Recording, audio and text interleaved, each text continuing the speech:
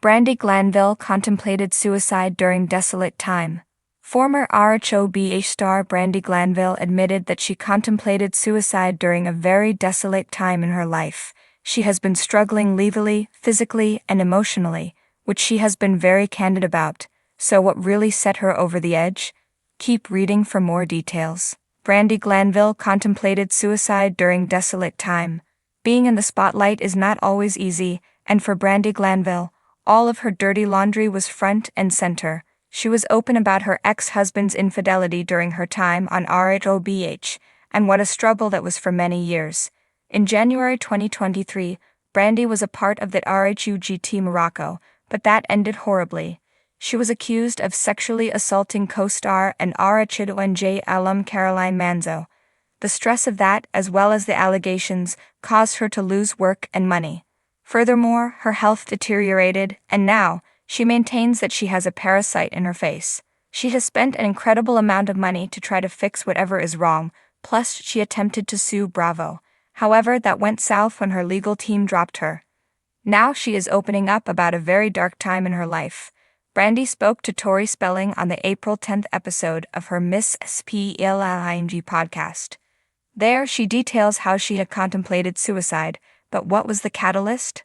The mother of two went on to elaborate. She went on to share how she was so sick 6 months down the line, but during that time, her mental health took a nosedive. That was when Brandi was in an immensely dark place with scary thought. The hardest part was reading new and different information regarding what happened in Morocco with Caroline. More so, it was constantly changing, sending her down a spiral. The downfall of Brandi. One thing that Brandi Glanville talked heavily about was how her career took a downturn because of the RHUGT incident. Once that made waves, any jobs that Brandi had lined up were null and void. It was not just the accusations that had harmed her, but her face drastically changed. The former model looked nothing like her old self, which also held her back. Through On Life Ends, she admitted that she was doing quite well financially. However, her fans wanted to see her without a mask, and that was not pleasant. Finally, Brandi Glanville's life is still up in the air as she does not have a proper diagnosis for what is going on regarding her face. The bright lights of Hollywood often cast long, dark shadows that not even the fiercest Real Housewife can outrun. Brandi Glanville, the blonde bombshell best known for her unfiltered tongue and bold fashion, has always carried herself like a storm. Loud, unapologetic, and ready to burn bridges if it meant saving her sanity. But behind the reality TV headlines and wine-fueled one-liners was a woman fraying at the seams, battling a loneliness so profound it nearly silenced her forever. In a shockingly candid revelation, Brandi has come forward to admit she once contemplated taking her own life during what she describes as the most desolate, soul-crushing time of her life. It wasn't just heartbreak or public scandal that brought her to the edge. It was the haunting stillness that followed when the cameras stopped rolling and the phones stopped ringing. It felt like I had died, but I was still walking around, she confessed in a recent sit-down, her voice cracking just beneath her bravado. I didn't recognize myself. I had given the world this version of me, the fighter, the survivor, but inside I was drowning. I didn't know if I wanted to keep going. The pain didn't start all at once. Like most stories of silent suffering, it crept in slowly, disguised as stress, then insomnia, then numbness.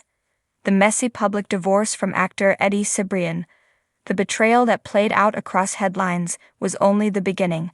There were friendships turned to feuds, career highs turned to dry spells, and whispers of being too much that echoed louder and louder in her head. When you're on TV, everyone wants a piece of you. They want the drama, the scandal, the tears. But when you're struggling in real life, there's no script. No retakes, just silence.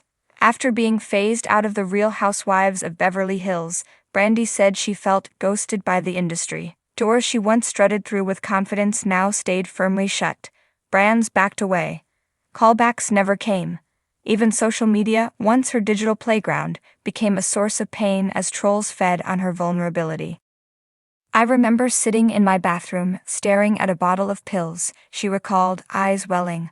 I wasn't trying to be dramatic. I wasn't looking for attention. I just wanted the pain to stop. I wanted the voices in my head to shut up for once. But then, somewhere between despair and darkness, came a moment of unexpected clarity.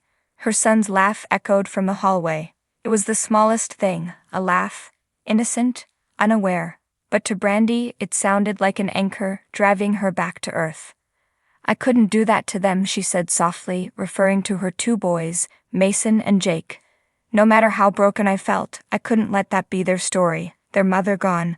I had to fight, if not for me, then for them." So she reached out. To a therapist, to her family, to one or two friends she hadn't pushed away. She leaned into her truth, not the Bravo-edited version, but the raw, wounded, healing version. She began to open up publicly, refusing to wear her pain like a shameful secret. Instead, she wore it like armor. And slowly, painfully, the fog began to lift. "I think people forget we're real," she said. "Yes. I said wild things. Yes. I got drunk on TV, but I also cried alone in my car. I also felt worthless. I felt like the world had no place for someone like me anymore. But I was wrong." Today, Brandi uses her platform to speak openly about mental health and the realities of emotional burnout in the spotlight. She's made peace with the parts of her life that once left her shattered, and she's learning day by day how to love herself without an audience's approval. She's also reminding the world that even reality stars, especially reality stars, are human. "When you're famous for being messy, people assume you don't break," she said, "but messiness isn't invincibility. It's a cry for help in glitter and heels." In recent months, Brandi has been rebuilding, quietly, fiercely. Whether it's through guest podcast appearances, low-key writing projects, or simply walking her dog with no makeup and no filter, she's finding peace in simplicity. "I'm not perfect," she shrugged. "God knows I'll probably say something outrageous again soon, but I'm alive, I'm here. And that matters." She wants her story to be a wake-up call, not for sympathy, but for compassion, for awareness, for people to check on their strong friends, their funny friends, their brutally honest friends who always seem okay until they're not. "I survived myself," she said, "and that's the hardest battle I've ever fought." As Brandi Glanville walks into this next chapter of her life, it's not about reinvention, it's about reclamation, reclaiming her joy, her voice, her story. She no longer wants to be remembered as the scandalous ex-wife or the firecracker housewife who threw wine like confetti. She wants to be remembered as a woman who faced the abyss and turned back. So when the world next sees Brandi smiling, whether it's on a red carpet or a random Instagram live, know this: that smile was hard-earned, and it's real. If her story reaches even one person sitting in their own silence, thinking there's no way out, then the bravest thing Brandi ever did wasn't surviving reality TV. It was surviving reality itself. If you'd like to expand this into a magazine-style profile, social media post series, or even dramatize it for a short story, let me know.